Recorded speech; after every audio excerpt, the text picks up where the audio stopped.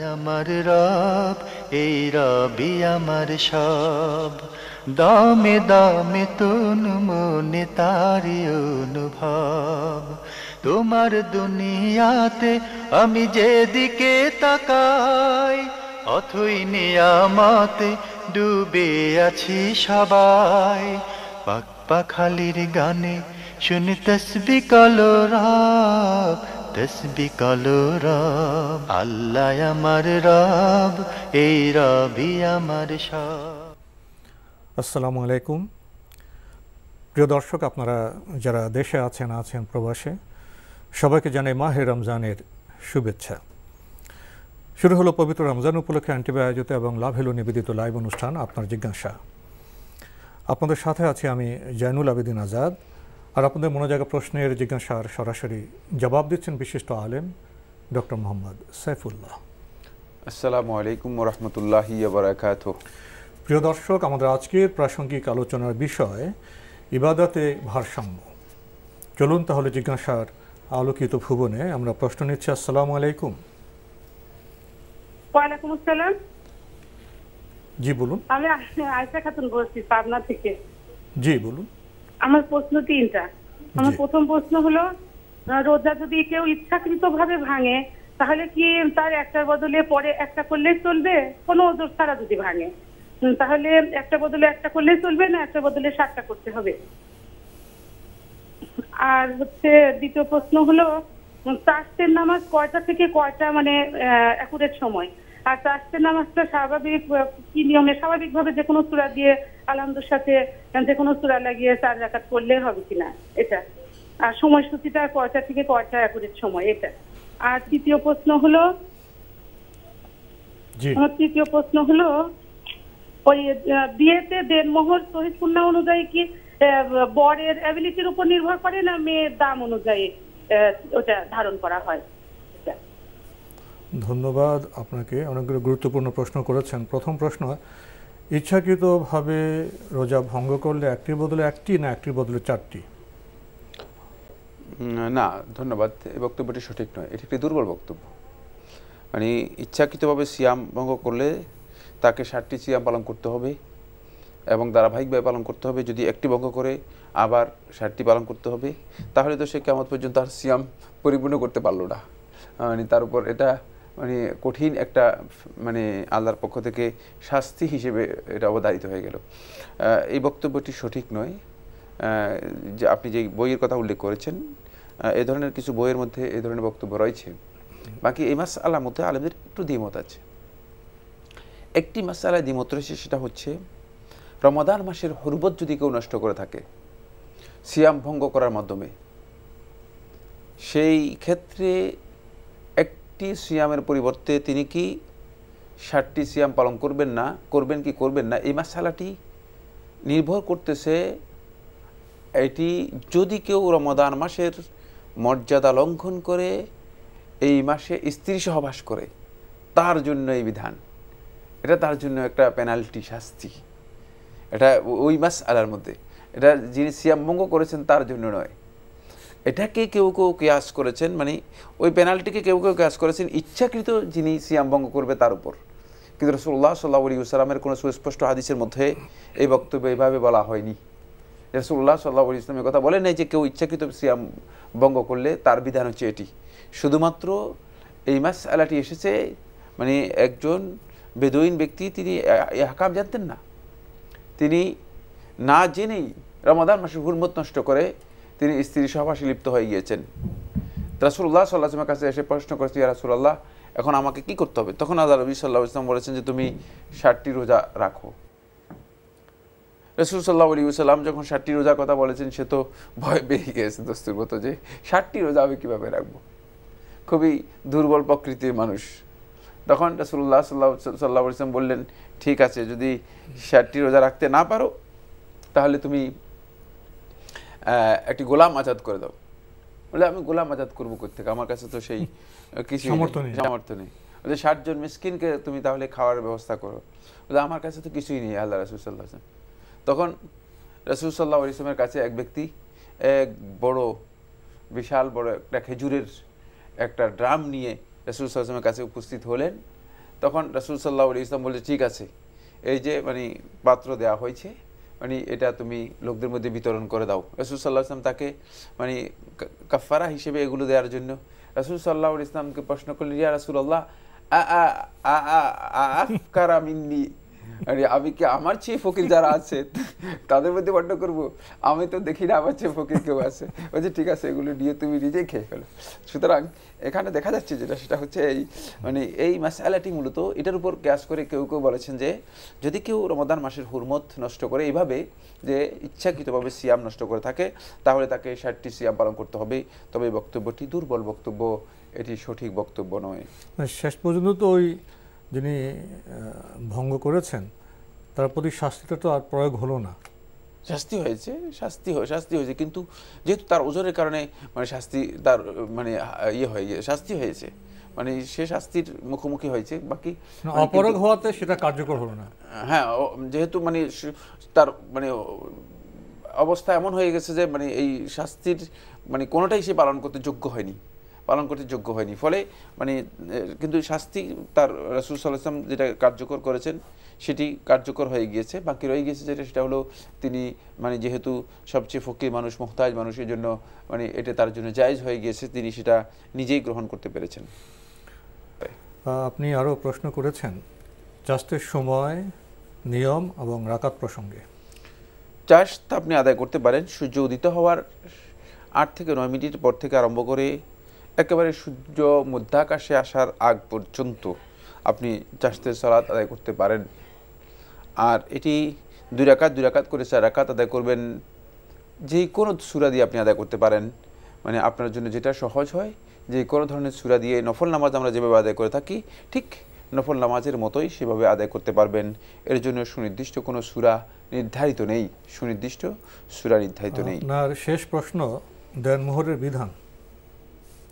দেনমোহরের ক্ষেত্রে মূলত যে জিনিসটি সবচেয়ে বেশি গুরুত্ব লাভ করে সেটি হচ্ছে মানে স্বামী তার কতটুকু সামর্থ্য রয়েছে তিনি পরিশোধ করতে পারবেন এর উপর। তবে এই ক্ষেত্রে মানে ইসলামী শরীয়তের মধ্যে মানে স্বামী স্ত্রী অথবা স্বামী স্ত্রীর পরিবারের মানে একটা ইয়ে রয়েছে, এটাকে কয় জানি অভিমত বা পরামর্শ রয়েছে। মানে সেক্ষেত্রে সেই পরামর্শ এবং অভিমতের আলোকেই মূলত মানে মাহার নির্ধারণ করা হয়ে থাকে। এখানে মহরটা নির্ধারণের ক্ষেত্রে মানে স্বামীর এবিলিটির বিষয়টিও যেমন প্রাধান্য পাবে, ঠিক তেমনিভাবে মানে যাকে মোহর দেয়া হবে মানে তার স্ট্যান্ডার্ডের বিষয়টিও এখানে মূল্যায়িত হবে। যা বলা হবে তা মিন করতে হবে, দিতে হবে না। মানে এটা বুঝাচ্ছি না, বুঝাচ্ছি যে জিনিসটা সেটা হচ্ছে এই, যেমন মনে করেন আপনি একটা ফ্যামিলিতে বিয়ে করেছেন, সেই ফ্যামিলির মানে স্ট্যান্ডার্ড হচ্ছে একটু লো, কিন্তু আরেকটা ফ্যামিলিতে বিয়ে করেছেন তাদের স্ট্যান্ডার্ড হচ্ছে তাদের মেয়েদেরকে বিয়ে দেওয়া হচ্ছে হাই, দুইয়ের মধ্যে কিন্তু পার্থক্য রয়েছে। সেই স্ট্যান্ডার্ডের বিষয়টিও সেখানে ধর্তব্য হবে সবার জন্য সেটি সমান নয়। কারণ হলো মানে তাহলে মানে সেখানে তিনি নিজে ছোট হবেন, মানে তাকে মানে তার এর মাধ্যমে যে একটা সম্মান তার বৃদ্ধি পেত সেই সম্মানটুকু তার বৃদ্ধি পাবে না। এক্ষেত্রে স্বামীর এবিলিটির সাথে এটাকে সামঞ্জস্য বিধান করে তারপরে সেটা নির্ধারণ করাই হচ্ছে সুন্নাহ। আমাদের সমাজে একটি রোগ আছে যে অনেক বড় বড় এমন বলা হয় কিন্তু সেটাও ঠিক হবে, যা বলা হবে তা দিতে হবে না। এই বক্তব্য ঠিক বলেছেন যে মানে উদ্দেশ্য হচ্ছে শুধুমাত্র মানে বড় অ্যামাউন্ট নির্ধারণ করা কিন্তু আদায় করা নয়। যদি এমনটি হয়ে থাকে এটি মোহর নির্ধারণ করা নয়, বরং মোহরের নামে একটা মানে এক প্রকারের মানে প্রতারণা অথবা এক প্রকারের এই ভিন্ন মানে আচরণ। ইসলামী শরীয়তের মধ্যে এটি কিন্তু ঋণ, এটি আদায় করতে হবে। আমরা জানলাম। প্রিয় দর্শক, প্রশ্ন নিচ্ছি। আসসালামু আলাইকুম, পরিচয় দিয়ে প্রশ্ন করুন। আসসালামু আলাইকুম। ওয়ালাইকুম আসসালাম। আমি ঢাকা থেকে মাসুদুল হক বলছিলাম। জি ভাইয়া বলুন। আচ্ছা, আমি 1 বছর 2-3 মাস ধরে ধরেন যে ওই 3 লাখ টাকা দিয়ে আপনার জিনিস বেচা কিনা করি, তো এখন আমার কাছে বর্তমানে প্রায় 2.5 লাখ টাকা আছে, এটা কি টাকা দিতে হবে কিনা? 3 লাখ টাকা আপনি এখন আছেন, এটা 1 বছরের মধ্যে মেয়াদের মধ্যে আছে? ওটা 1 বছর 2-3 মাস হলো। এখন আমাদের 2.5 লাখ টাকা আছে না? জি জি। প্রশ্ন পেয়েছেন তো? প্রশ্ন পেয়েছি। আপনাকে এর জন্য যাকাত দিতে হবে এবং যাকাতের নিসাব যেহেতু আপনার কাছে 1 বছর রয়েছে, আপনি যাকাত আদায় করবেন। আর যাকাতের হার হচ্ছে 2.5% করে আপনাকে যাকাত দিতে হবে। আমরা জানলাম। প্রিয় দর্শক, প্রশ্ন নিচ্ছি। আসসালামু আলাইকুম, পরিচয় দিয়ে প্রশ্ন করুন। আসসালামু আলাইকুম। ওয়ালাইকুম আসসালাম। আমি মোসাদ্দেক ইসলাম বলছিলাম নাটোর থেকে। জি ভাইয়া বলুন। আমার দুটো প্রশ্ন। প্রথম প্রশ্ন হলো যে ইতিকাফের ব্যাপারে, যে কেউ ইতিকাফে আছেন মসজিদে, কিন্তু আল্লাহ না করুক তার কোনো আত্মীয়, নিকট আত্মীয়, বাবা মা এরকম কেউ মারা গেলেন, এরকম অবস্থায় উনি কি করবেন? উনি কি মসজিদের ইতিকাফ অবস্থায় বের হয়ে জানাজা পড়তে বা দেখতে আবার এসে ইতিকাফে বসতে পারবেন না, তাকে ইতিকাফ ভেঙে ফেলতে হবে? এটা একটা প্রশ্ন। আর দ্বিতীয় প্রশ্ন হচ্ছে আমার কিয়ামুল লাইল বা সালাতুত তারাবির সম্বন্ধে। সেটা হচ্ছে যে আমাদের মসজিদে এখানে 20 রাকাত তারাবি পড়ানো হয়। দুজন ইমাম এখানে কোরআনুল কারীম মানে হাফিজ কোরআন খতম তারাবি হয়, সোজা কথাই যেটা বলে। তো দুজন ইমাম পড়ান, 10 রাকাত পড়ানোর পর উনি হওয়ার পর আরেকজন ইমাম হাফিজ পড়ান। তো আমি 10 রাকাতের প্রথম ইমামের সাথে পড়তে শুরু করলাম, 8 রাকাত তারাবি পড়লাম। পড়ার পর যেহেতু আমি ইমামের সাথে ইক্তেদা করতে চাচ্ছি ওনার সাথেই, পরের 8 রাকাতের পরে যে 2 রাকাত, এই 2 রাকাতে আমি নিয়াত করলাম বিতরের 3 রাকাতের, যে 2 রাকাত করে আলাদাভাবে 1 রাকাত করবো। ইমামের সাথে 2 রাকাত করলাম, উনি তারাবি পড়াচ্ছেন, আমার নিয়াত থাকলো বিতরের 2 রাকাত করে বের হয়ে আলাদাভাবে 1 রাকাত করে বেতের আমি 3 রাকাত সম্পূর্ণ করলাম। এটা এইভাবে করতে পারবো নাকি আমি আলাদাভাবেই আমাকে 3 রাকাত বেতার আদায় করতে হবে যদি আমি ছেড়ে দিই? ধন্যবাদ। ধন্যবাদ আপনাকে। প্রথম প্রশ্ন, কেউ ইতিকাফে বসলেন, তার খুব নিকটাত্মীয় ইন্তেকাল করলেন, তখন তিনি কি করবেন? যদি তার মানে ইতিকাফ থেকে বের হওয়াটা প্রয়োজন হয়, তাহলে তিনি শুধুমাত্র ইতিকাফ থেকে বের হয়ে তিনি জানাজায় অংশগ্রহণ করে আবার ইতিকাফে চলে আসবেন। এর জন্য ইতিকাফ ভঙ্গ করার প্রয়োজন নেই। বাকি জানাজায় অংশগ্রহণ করার বিষয়টি তার জন্য মানে এই কাজটুকু ইতিকাফে থাকা অবস্থায় বৈধ হয়নি, মানে ফলে এতে কি তার ইতিকাফ নষ্ট হয়ে যাবে? ইতিকাফের তিনি সুনির্দিষ্ট যে ফজিলত রয়েছে সেই ফজিলত থেকে হয়তো বঞ্চিত হবেন, কিন্তু বাকি অংশটুকু তিনি ইতিকাফ কন্টিনিউ করতে পারবেন। এতে তার মানে ইতিকাফ তিনি কন্টিনিউ করতে কোনো ধরনের বাধা নেই। মানে ইতিকাফ ভঙ্গ করে দিতে হবে এটা শর্ত নয়, যেহেতু মানে সুনির্দিষ্ট একটা ওজর রয়েছে। তবে ইমাম ইবনে কুদামা মাকদিসি রহমতুল্লাহ আলাইহি ইজমা নকল করেছেন উলামায়ে কেরামের। ইমাম নবী রহমতুল্লাহ উল্লেখ করেছেন যে ইতিকাফে যারা বসবে ওয়ালা ইয়াশহাদুনাল জানাইজ, তারা জানাজার সালাতে অংশগ্রহণ করবে না। এক্ষেত্রে তিনি মানে যাবেন না, এটা হচ্ছে বিধান। তিনি এখানে দোয়া করবেন। কিন্তু যদি হয় যে এমন যে মানে তার যাওয়াটাই মানে তিনি মনে করেন যে খুবই গুরুত্বপূর্ণ, মানে যাওয়াটাকে তিনি মনে করেন যে খুবই গুরুত্বপূর্ণ, তাহলে তিনি অংশগ্রহণ করবেন, যাবেন, গিয়ে আবার ইতিকাফে চলে আসবেন। এক্ষেত্রে হয়তো তার ইতিকাফের কিছু সওয়াব নষ্ট হতে পারে, কিন্তু তার ইতিকাফ তিনি কন্টিনিউ করতে পারবেন, ভঙ্গ করার শর্ত নয়। এর জন্য শর্ত নয় যে তিনি ইতিকাফ ভঙ্গ করবেন, তবে এই কাজটি মানে ইতিকাফ এর সওয়াব থেকে তাকে মাহরুম করবে। শেষ প্রশ্ন, তারাবি প্রসঙ্গে 20 রাকাত পড়া হয় ওনাদের মসজিদে, দুজন পড়ান। তো উনি প্রথম জনের পেছনে 8 রাকাত পড়লেন, তারপরে উনি বিতর পড়লেন, এভাবে কন্টিনিউ করতে পারবেন? আপনি যে পদ্ধতিতে বলেছেন এই পদ্ধতিতে আপনি কন্টিনিউ করতে কোনো ধরনের বাধা ইসলামী শরীয়তের মধ্যে নেই, এটি জায়েজ রয়েছে। 8 রাকাত পড়ার পরে আপনি 2 রাকাত বিতরের সালাত আদায় করতে পারেন। সেক্ষেত্রে আপনি 1 রাকাত মানে নিজে মানে 1 রাকাত বিতির সেখানে একসাথে সংযুক্ত করতে পারেন, এটা আপনার জন্য জায়েজ রয়েছে। আমরা জানলাম। প্রিয় দর্শক, প্রশ্ন নিচ্ছি। আসসালামু আলাইকুম, পরিচয় দিয়ে প্রশ্ন করুন। লাইনে আছেন? হ্যালো, আমরা আপনাকে শুনতে পাচ্ছি, পরিচয় দিয়ে প্রশ্ন করুন। জি, আসসালামু আলাইকুম। আমি মাহমুদুল আমিন শাহিন বলছি উত্তরা থেকে। জি ভাইয়া বলুন। যে আমার প্রশ্নটি হচ্ছে যে আমি 1 তারিখে ইংল্যান্ড যাব, তো সেই ক্ষেত্রে আমার পরিবার নিয়ে সফরে, তো যাওয়ার সময় 5 ঘন্টা সময় ব্যবধানের কারণে প্রায় 22 ঘন্টার রোজার সময় হয়ে যাবে। তো সেই ক্ষেত্রে আমরা যদি এই ফরজ রোজাটা পরবর্তীতে করতে চাই, সেই ক্ষেত্রে পরবর্তীতে করার ক্ষেত্রে সমস্যা আছে কিনা? আর এখানে মূল বিষয় যেটা জানতে চাচ্ছি, মূলত জানতে চাওয়ার বিষয়টা হচ্ছে যে আমি যদি রোজাটা রাখা শুরু করলাম কিন্তু একটা পর্যায়ে গিয়ে আমি রাখতে পারলাম না, তখন যদি ভেঙে ফেলি, সেই ক্ষেত্রে পরবর্তীতে আমি রোজাটা করতে চাই, তাহলে কি আমার কি এই রোজার জন্য আমার গুনাহ হবে কিনা? এটা হলো মূল প্রশ্ন আমার। ধন্যবাদ আপনাকে। এইটা হলো আমার মূল প্রশ্ন। আর পাশাপাশি দ্বিতীয় একটা প্রশ্ন আছে, সেটা হচ্ছে যে আমরা যে ইংল্যান্ডে যাবো পরিবারবর্গ নিয়ে, তো সেখানে যে গিয়ে পরবর্তী রোজাগুলো যেহেতু স্বাভাবিক নিয়মে থাকা যাবে, ওই দিনগুলোতে আমরা থাকলাম। যদি কোনো আমার বাচ্চা কাচ্চা যদি কোনো কারণে যদি সেই রোজা থাকার পরে দীর্ঘ সময়ের কারণে মধ্যবর্তী সময়ে বা বিকেল বেলা ভেঙে ফেলে, তাহলে কি তার গুনাহ হবে কিনা, এইটা হলো মূল প্রশ্ন আর কি। আর বাচ্চা কাচ্চা বয়স কত? বাচ্চা কাচ্চা এমনি হয়েছে 14-16 এরকম। ধন্যবাদ আপনাকে। জি, আপনাদেরকে অনেক ধন্যবাদ। জি, আসসালামু আলাইকুম। ওয়ালাইকুম আসসালাম। আপনি ইংল্যান্ড সফরে যাচ্ছেন, 22 ঘন্টা রোজা হবে, তো এই অবস্থায় কি উনি রোজা ভাঙতে পারবেন? পরে করলে হবে?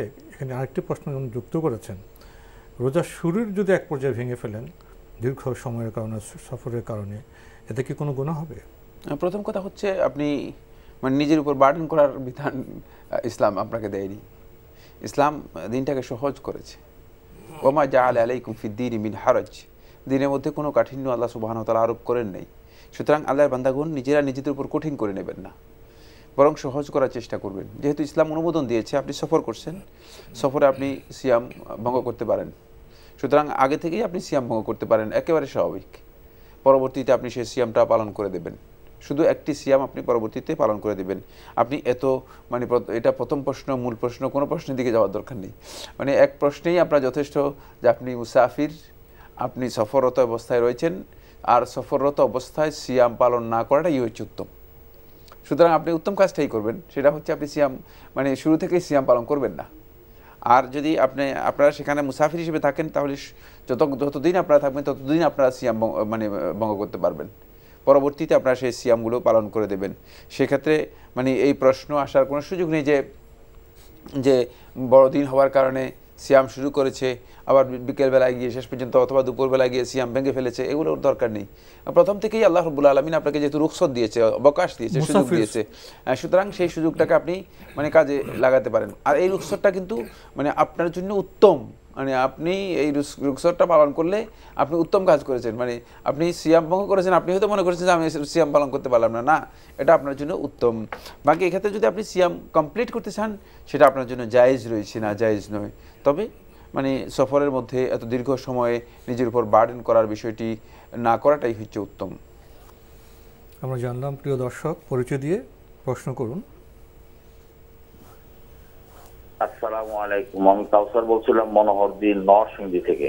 ওয়ালাইকুম আসসালাম, জি বলুন। জি, আমার প্রথম প্রশ্ন হলো যে সহিহ বুখারী ইসলামী ফাউন্ডেশন থেকে যে কিনছি আমি বই, যে সহিহ বুখারী দ্বিতীয় খণ্ডে আছে, এর অনুচ্ছেদ নম্বরটা আমার সেটাকে মনে নাই, এখানে আছে যে আল্লাহ রাসূল সাল্লাল্লাহু আলাইহি ওয়াসাল্লাম বলছে যে তোমরা আমার ইক্তেদা করবে, আর তোমার পিছনে যারা আছে তারা তোমাদের ইক্তেদা করবে। এই একটা প্রশ্ন, এটা কি? আর একটা প্রশ্ন হলো যে একটি রোজা বাংলা নাকি 60টি রোজা নাকি করা নাকি করতে হবে, যে আমলে নাজাত বই আছে যে মসজিদে, এটা প্রত্যেকদিন পরে নামাজের পরে, এটার মধ্যে আছে যে একটি রোজা ইচ্ছে করে বাংলায় 60টি রোজা কাজা করতে হবে। এর মধ্যে আবার 59টা করার পরে যদি আবার ভেঙে ফেলে, তাহলে নাকি আবার প্রথম থেকে নাকি আবার 60টা রোজা আলাদা করতে হবে। এইটি আমার জানার বিষয়। ধন্যবাদ আপনাকে, খুব গুরুত্বপূর্ণ প্রশ্ন করেছেন। প্রথম প্রশ্ন মানে বুখারীর উদ্ধৃতি দিয়ে বলেছেন যে তুমি আমাকে সিজদা করো আর তোমার পেছনে যারা আছে তোমাকে ইক্তেদা করবে। আসলে নসটা যদি আপনি স্পষ্ট করতেন, আমি মানে এই নস আমার এই মুহূর্তে মনে পড়ছে না, মানে টেক্সটটা মানে কি আপনি কি অনুবাদটা কি যথার্থ করেছেন না নিজে মানে টেক্সটটা আপনার, আপনি কি লাইনে আছেন? মানে আমার কাছে মনে হচ্ছে না টেক্সটটা এইভাবে রয়েছে। যাই হোক, যদি পরিপূর্ণ টেক্সটটা আমাকে বলতে পারতেন তাহলে আমি হয়তো আপনাকে সহযোগিতা করতে পারতাম।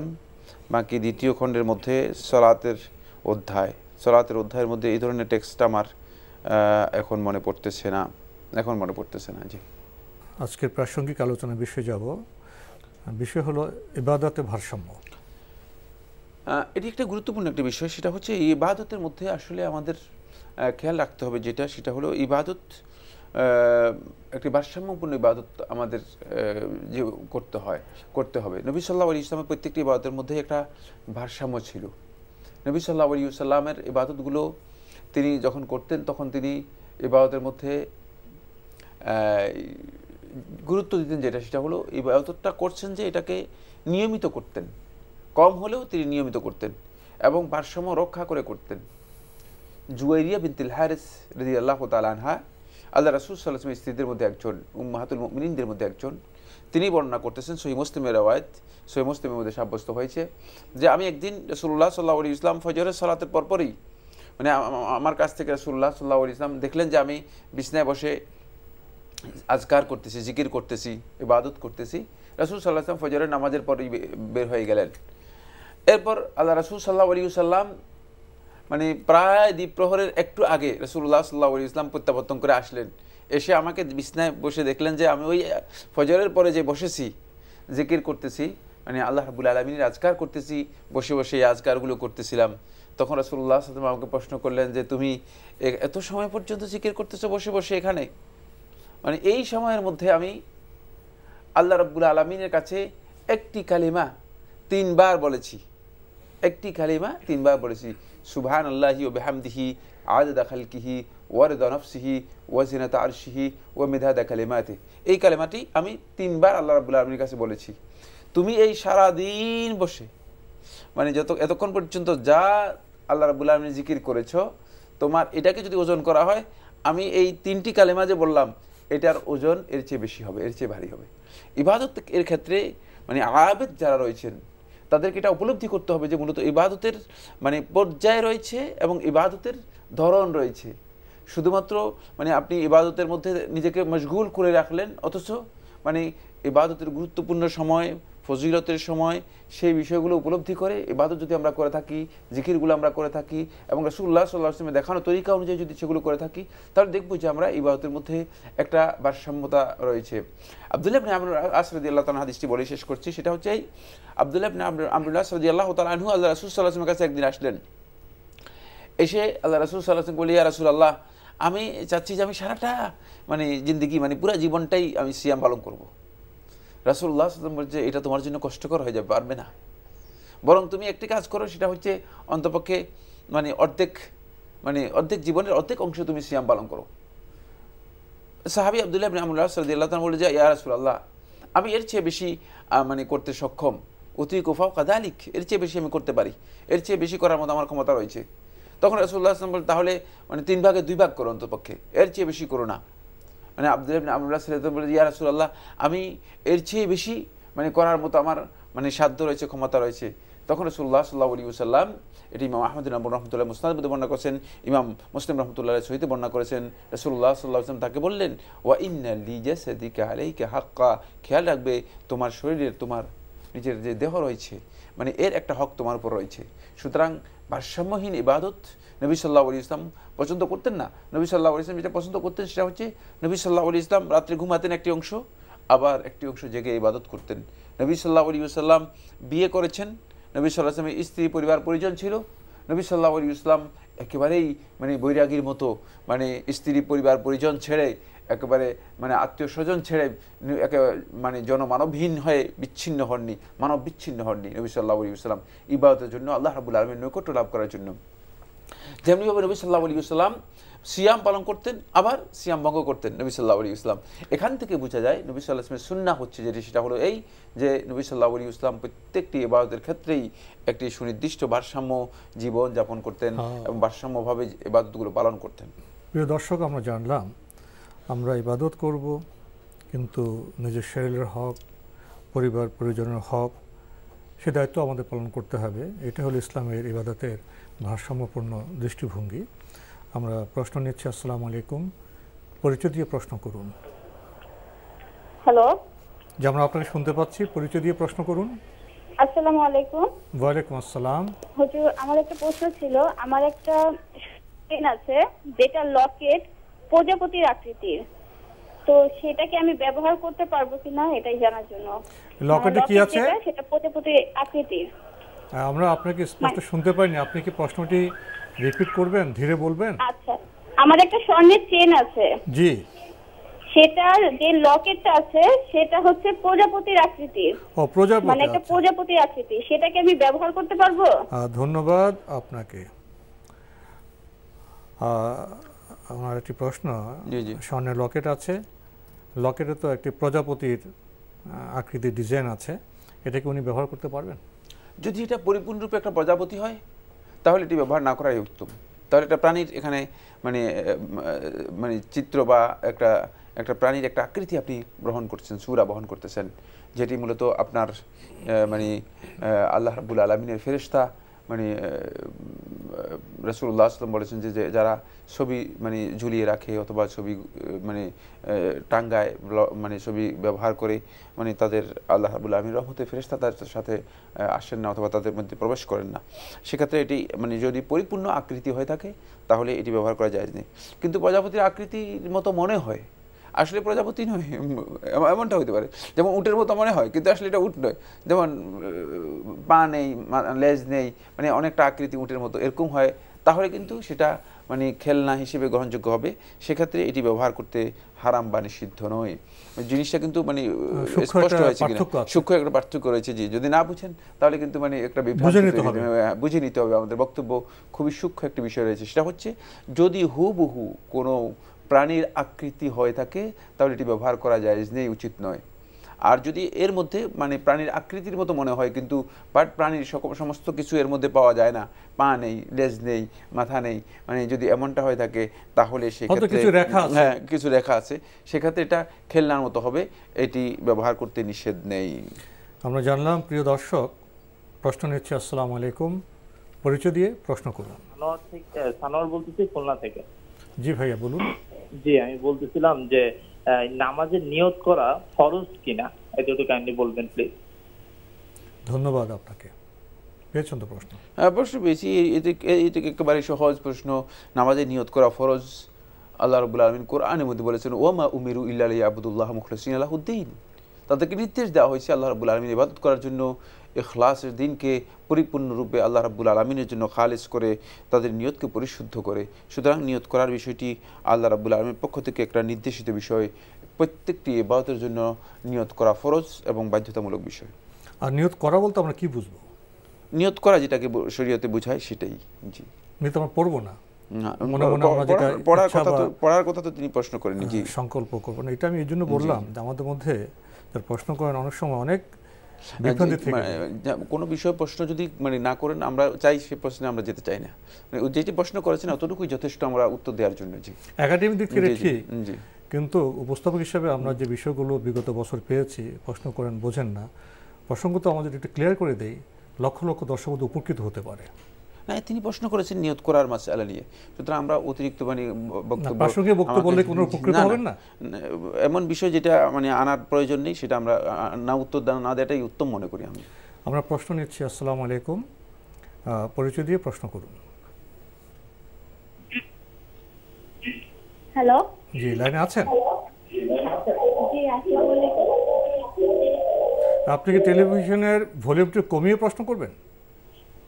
জি, জানতাম আমার কয়েকটি প্রশ্ন ছিল। প্রথম প্রশ্নটা হচ্ছে, ব্যবহৃত জিনিসে কি যাকাত হবে? মানে আমি যে কানের দুল, গলার চেন, আংটি, চুড়ি এগুলা পরি, এগুলোর উপর। আর দ্বিতীয় প্রশ্ন হচ্ছে যে আমি একজনকে আপনার যাকাত করে টাকাটাই একজনকে দেওয়ার জন্য বিকাশে আর কি টাকাটা ভরানোর পরে আর তার কাছে যাওয়ার আগেই ফ্রডের মাধ্যমে টাকাটা একজন উঠায় নিয়ে গেছে। তো তাকে আমি আলাদা জায়গায় দিতে চাইছি, তাকে আমি জাকাত দিব, তবে এই যে এক্সট্রা টাকাটা আমার হারাই গেল ফ্রডের মাধ্যমে, এই টাকাটা কি আমার জাকাত হিসেবে কি আমি দিতে পারবো? কারণ আরো ধরেন জাকাতের টাকা ছিল, আরেকজনকে না দিয়ে ওই টাকাটা কি আমি জাকাতের মধ্যে ফেলতে পারবো? আর আপনার দ্বিতীয় প্রশ্নটি একটু থামবেন, আমার দ্বিতীয় প্রশ্ন আমাদের স্পষ্ট হয়নি। আপনি বিকাশের মাধ্যমে কাউকে জাকাত দিতে চাচ্ছেন, তাই তো? জি জি। এখানে সমস্যা কি হলো? মানে যাকে দিব আমার কাছে একটা ফোন আসার মাধ্যমে মানে একটা ফ্রডের শিকার হয়ে গেছি। মানে বলছে যে অ্যাকাউন্টে হ্যাক হচ্ছে, অ্যাকাউন্টের সমস্যা, এই বললে আর কি আমার অ্যাকাউন্ট থেকে টাকাটা তুলে নিচ্ছে, বুঝছেন? আপনি টাকাটা নির্দিষ্ট জায়গায় পৌঁছতে পারেনি, হ্যাক হয়ে গেছে না? জি জি। তো এখন আপনার সেই টাকাটা আবার দিতে হবে কিনা, এই তো? হ্যাঁ, সেই টাকাটা আমি বলতেছি যে এই টাকাটা আমি জাকাত হিসেবে দান হিসেবে দিতে পারবো কিনা, যে ফ্রডের এখানে গেছে ওটা জাকাত হিসেবে আমি ওটা দিতে পারবো কিনা। কিন্তু আপনি দেওয়ার সময় জাকাতে নিয়ত করেননি? হ্যাঁ, জাকাতে নিয়ত করে। আচ্ছা, এবার বুঝতে পেরেছি, ধন্যবাদ। জাকাতে নিয়ত করে আমি যাকে দিতে চেয়েছি তাকে তো দিতে পারিনি, তাকে আমি আবার টাকা দিচ্ছি, ঠিক আছে, বাট ওই যে 1000 টাকা 2000 টাকা যে আমার চলে গেল, ওইটাকে আমি জাকাতের নামে কি ওটা মানে সিফারিশটা করতে পারবো? ধন্যবাদ আপনাকে, ধন্যবাদ আপনাকে। আপনার প্রথম প্রশ্ন, আপনি কিছু গহনার কথা উল্লেখ করেছেন, এই গহনা জাকাত হবে কিনা? উনি উল্লেখ করেছেন যে ব্যবহৃত স্বর্ণ, মানে ব্যবহৃত গহনা যেগুলো রয়েছে সেগুলো জাকাতের বিষয়ে আমরা আগেও বলেছি যে আলেমদের দ্বিমত আছে, মানে এই মাসআলার মধ্যে আলেমদের দীর্ঘ আলোচনা রয়েছে। একদল উলামায়ে কেরাম বলেছেন জাকাত আসবে, আর একদল উলামায়ে কেরাম বলেছেন জাকাত আসবে না। সেক্ষেত্রে আপনি যদি মানে জাকাত আসবে না যারা বলেছে তাদের বক্তব্য গ্রহণ করেন, তাহলে আপনি জাকাত না দিলেও আপনার কোনো অসুবিধা নেই। জাকাত আপনার না আসাটাই হচ্ছে এটি সঙ্গত এবং দলিল ভিত্তিক। আর যদি মনে করেন যে না আমি জাকাত দিব, সওয়াব, জাকাত তো সওয়াবের বিষয়, মানে সুতরাং জাকাত দিলে অবশ্যই আপনি সওয়াব পাবেন, কোনো সন্দেহ নেই, সেক্ষেত্রে আপনি জাকাত আদায় করতে পারেন। এখানে যে বিষয়টি মানে গুরুত্ব পাবে সেটা হচ্ছে জাকাতটা দিবেন কোত্থেকে, সেটাই। জাকাতটা আপনার কাছে যদি ক্যাশ টাকা অন্য কোনো ফান্ড থেকে থাকে, তাহলে আপনাকে অন্য ফান্ড থেকে সেখানে আপনাকে জাকাত দিতে হবে, যেটা ইসলামী শরীয়তের মধ্যে মূলত জাকাতের যেই মানে মূলনীতি রয়েছে এই মূলনীতির সাথে সামঞ্জস্যপূর্ণ নয়। এই জন্য আমরা বলে থাকি যে মানে এখানে জাকাত দিবেন যে সেই দেয়ার প্রক্রিয়া তো মূলত এখানে নেই। এই জন্য আপনি যদি অন্য ফান্ড থেকে আপনার কাছে টাকা থাকে তাহলে আপনি সেখান থেকে এনে আপনাকে জাকাত দিতে হবে। যদি আপনি দিতে চান তাহলে অবশ্যই আপনি দিতে পারবেন, সওয়াব আছে। বাকি উলামায়ে কেরামের দলিল ভিত্তিক বক্তব্য যেটি সেটা হচ্ছে এতে জাকাত নেই। ওনার দ্বিতীয় প্রশ্নটি বিকাশের মাধ্যমে জাকাত দেওয়া প্রসঙ্গে। আপনি বিকাশের মাধ্যমে যে টাকাটি আপনি মানে জাকাত হিসেবে দিতে পারেন নাই, যেটা আপনার চলে গিয়েছে, সেটাকে আপনি জাকাত থেকে মানে কাট করতে পারবেন না, বরং জাকাতটা আপনাকে আদায় করে দিতে হবে। জাকাতটা আদায় করে দিতে হবে, এই টাকাটা আপনার কাছ থেকে লস হয়ে গিয়েছে। যেমন কোনো কারণে আপনার মানে জাকাতের টাকা যদি হারিয়ে যায়, তাহলে মানে সেটা আপনাকে পূরণ করে দিতে হবে। জাকাতের টাকা আপনি হারিয়ে ফেলছেন, তাহলে আপনাকে সেটা পূরণ করে দিতে হবে, যেহেতু আল্লাহ সুবহানাহু ওয়া তাআলার হক, এটা আপনি মানে মূল মালিকের কাছে পৌঁছে গেলে এরপরে যদি হারিয়ে যায় তাহলে আপনার মানে জাকাত আদায় হয়ে গিয়েছে। কিন্তু যেহেতু এটা আপনার কাছ থেকে হারিয়ে গিয়েছে, সুতরাং অবশ্যই আপনাকে এটা পূরণ করে দিতে হবে। প্রশ্ন নিচ্ছে। আসসালামু আলাইকুম, পরিচয় দিয়ে প্রশ্ন করুন। হ্যালো, আসসালামু আলাইকুম। ওয়ালাইকুম আসসালাম। আমি ঢাকা থেকে নাসিম বলছি। আমার স্যার একটাই প্রশ্ন শুধু, হাঁটুর উপরে কাপড় ব্যবহার করতে পারবো কিনা, এটা ইসলাম শরীয়তে কি আছে বলা? ধন্যবাদ আপনাকে। প্রশ্ন পেয়েছেন? হ্যাঁ, প্রশ্ন পেয়েছি ভাই। প্রশ্ন করেছেন যে হাঁটুর উপরে কাপড় ব্যবহার করতে পারবেন কিনা। হ্যাঁ, আপনি হাঁটুর উপর কাপড় ব্যবহার করতে পারেন, এতে কোনো ধরনের মানে হারাম বা নিষিদ্ধ নেই। তবে উত্তম হচ্ছে সেটা হলো মানে হাঁটু পর্যন্ত ঢেকে রাখা, এটা হচ্ছে উত্তম। নবী সাল্লাল্লাহু আলাইহি ওয়াসাল্লামের হাদিস হচ্ছে এখানে নবী সাল্লাল্লাহু আলাইহি ওয়াসাল্লাম কখনো মানে হাঁটু পর্যন্ত নিয়মিত কখনো খোলা রেখেছেন, এটি সাব্যস্ত হয়নি। আমরা জানলাম। প্রিয় দর্শক, প্রশ্ন নিচ্ছে। আসসালামু আলাইকুম, পরিচয় দিয়ে প্রশ্ন করুন। লাইনে আছেন? জি জি, হ্যালো, আমরা আপনাকে শুনতে পাচ্ছি, পরিচয় দিয়ে প্রশ্ন করুন। আসসালামু আলাইকুম। ওয়ালাইকুম আসসালাম। আমি সীমা বলছি চাটমোহর থেকে। জি বলুন। আমার প্রশ্ন হলো, ফজরের নামাজ যদি হঠাৎ কাজা হয়ে যায়, তাহলে সূর্য ওঠার পরে আমি যখন পড়বো তখন মনে মনে কি কাজা নামাজ পড়ছি এরকম ভেবে নিব, নাকি এমনি নামাজ ফজরের সালাত আদায় করছি এরকম ভেবে নিয়ে আল্লাহু আকবার বলে হাত বাঁধবো, এটা? আর দ্বিতীয় প্রশ্ন হলো, মসজিদে কাঁধে কাঁধ আর পায়ে পা মোলানোটা জরুরি, নাকি কাঁথার সোজা যদি কাঁধে কাঁধ না মিলায় পায়ে পা না লাগাইয়ে কাঁথা সোজা রাখা যায় সেটাই হবে? মানে মেনটা কি, কাঁথা সোজা করার মেন উদ্দেশ্য না কাঁধে কাঁধ পায়ে পা মিলানো, এটা? আর 3 নম্বর প্রশ্ন হলো, বমি হয়ে গেলে কি রোজা ভেঙে যাবে? আর হায়েজ অবস্থায় আজানের দোয়া পড়া যাবে কিনা, আজানের জবাব দেওয়া যাবে কিনা, এই প্রশ্ন। হায়েজ অবস্থায় আজানের জবাব দোয়া পড়া যাবে কিনা আর আজানের জবাবগুলো দেওয়া যাবে কিনা? জি, ধন্যবাদ আপনাকে। আপনি অনেকগুলো প্রশ্ন করেছেন। ফজর নামাজের হঠাৎ কাজা হয়ে যায়, তাহলে সূর্য ওঠার পর পড়তে গিয়ে যে কাজা হচ্ছে এটা ভাবতে হবে না? আপনার একটা বাবার বা এই চিন্তা করার দরকার নেই যে এটি কাজা হচ্ছে। আপনি ফজরের সালাত ফরজ আদায় করতেছেন, এতটুকু সংকল্প করলেই যথেষ্ট হয়ে যাবে, এতটুকু সংকল্প করলেই যথেষ্ট হয়ে যাবে। আপনি সূর্য ওঠার সাথে সাথেই সেটি আদায় করে নেবেন, অথবা যখনই উঠবেন তখনই আপনি আদায় করে নেবেন।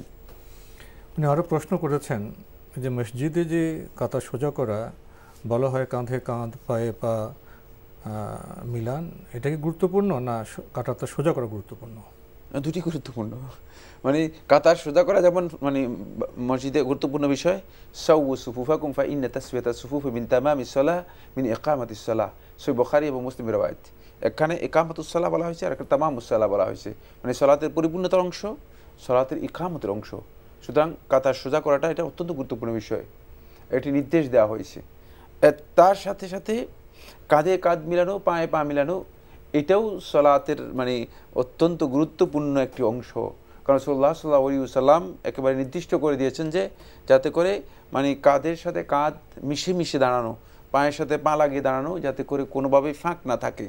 ফাঁক থাকলেই আল্লাহ রাসূল সাল্লাল্লাহু আলাইহি ওয়াসাল্লাম বলেছেন যে তাহলে সেখানে শয়তান ঢুকে যাওয়ার সম্ভাবনা রয়েছে, মানে শয়তান ঢুকে গেলেই মূলত সালাতের মধ্যে ওয়াসওয়াসা দিয়ে থাকবে। অনেক বন্ধু আমাদেরকে টেলিফোন করে যে সালাতের মধ্যে মনোযোগ আসে না, সালাতের মধ্যে মনোসংযোগ হয় না এবং সালাতের মধ্যে ওয়াসওয়াসা আসে।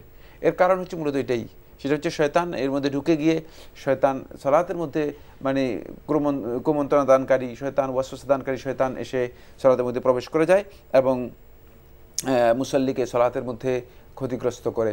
এজন্য প্রত্যেকটি মানে বিষয় গুরুত্বপূর্ণ। এখানে প্রত্যেকটা বিষয় আল্লাহ রাসূল সাল্লাল্লাহু আলাইহি ওয়াসাল্লামের সুন্নাহ দিয়ে সাব্যস্ত হয়েছে।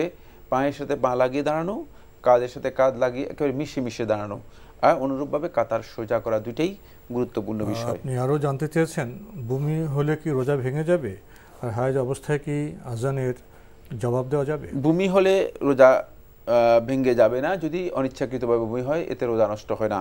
কিন্তু যদি কেউ ইচ্ছাকৃতভাবে বমি করে থাকেন, এখন হয়তো প্রশ্ন করবেন ইচ্ছাকৃতভাবে বমি করেন কীভাবে, যেমন হয়তো গলার মধ্যে আঙ্গুল দিলেন অথবা এমন একটা কাজ করেছেন যে কাজটির কারণে মানে তিনি মানে বমি তার মানে বমি হয়েছে, মানে এই ধরনের কাজ করেছেন যে কাজের কারণে তার বমি হয়েছে। তো যদি এই ধরনের কোনো কাজ তিনি করে থাকেন তাহলে মানে ইচ্ছাকৃত বমি হলে তাহলে মুখ ভরে যদি বমি আসে তার সিয়াম নষ্ট হয়ে যাবে। কিন্তু যদি অনিচ্ছাকৃতভাবে বমি আসে, সেটা মানে হঠাৎ করে বমি এসে গিয়েছে তার ইচ্ছার বাহিরে, তাহলে কিন্তু তার সিয়াম নষ্ট হবে না এবং তিনি সিয়াম পরিপূর্ণ করবেন। আর হায়েজ অবস্থায় আপনি আজানের জবাব দিতে পারবেন এবং হায়েজ অবস্থায় সকল প্রকার দোয়া আপনি পড়তে পারবেন। শুধুমাত্র হায়েজ অবস্থায় যেগুলো নিষিদ্ধ তার মধ্যে সবচেয়ে বড় নিষিদ্ধ হচ্ছে সালাত আদায় করা, এরপরে আল্লাহর ঘরের তাওয়াফ, এরপরে সেটি হচ্ছে কোরআন তিলাওয়াত করা, মানে আর বাকি যে সমস্ত আমলগুলো রয়েছে তার মধ্যে দোয়া, জিকির, আজকার, এগুলো হায়েজ অবস্থায় যদি কেউ করতে চান তিনি করতে পারবেন, এটি নিষিদ্ধ নয়। অনুরূপভাবে আজানের জবাব দেওয়া তার জন্য জায়েজ রয়েছে। আমরা প্রশ্ন নিচ্ছি। আসসালামু আলাইকুম, প্রিয় দর্শক, পরিচয় দিয়ে প্রশ্ন করুন। ওয়ালাইকুম আসসালাম, আলহামদুলিল্লাহ লাইনটা পেয়েছি। আমার প্রশ্ন ছিল রোজা কত বছর বয়স থেকে ফরজ? আপনি খুব ছোট? জি 10 বছর বয়স। আচ্ছা, ধন্যবাদ আপনাকে। আপনি এই বয়সী রোজার ফরজ সম্পর্কে জানতে চাচ্ছেন। আর কোনো প্রশ্ন আছে? ধন্যবাদ আপনাকে। রোজা কত বছর বয়স থেকে ফরজ?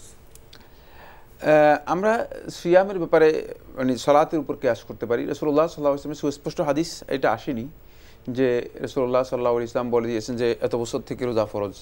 তবে রাসূলুল্লাহ সাল্লাল্লাহু আলাইহি ওয়াসাল্লাম যে নির্দেশনা দিয়েছেন সেটি হচ্ছে এই যে তোমরা সালাতের ব্যাপারে তোমাদের সন্তানদেরকে নির্দেশ দাও যখন তাদের বয়স হবে 7 বছর। 7 বছর থেকে নির্দেশ শুরু হবে, মানে 7 বছর থেকে পালন করাটা বাধ্যতামূলক নয়। কিন্তু ওয়াদরিবুহুম আলাইহা ওয়াহুম আবনাউ আশর, 10 বছর থেকে যখন শুরু আসবে তখন কিন্তু তাদের উপর শাস্তির বিধান এসে গেছে।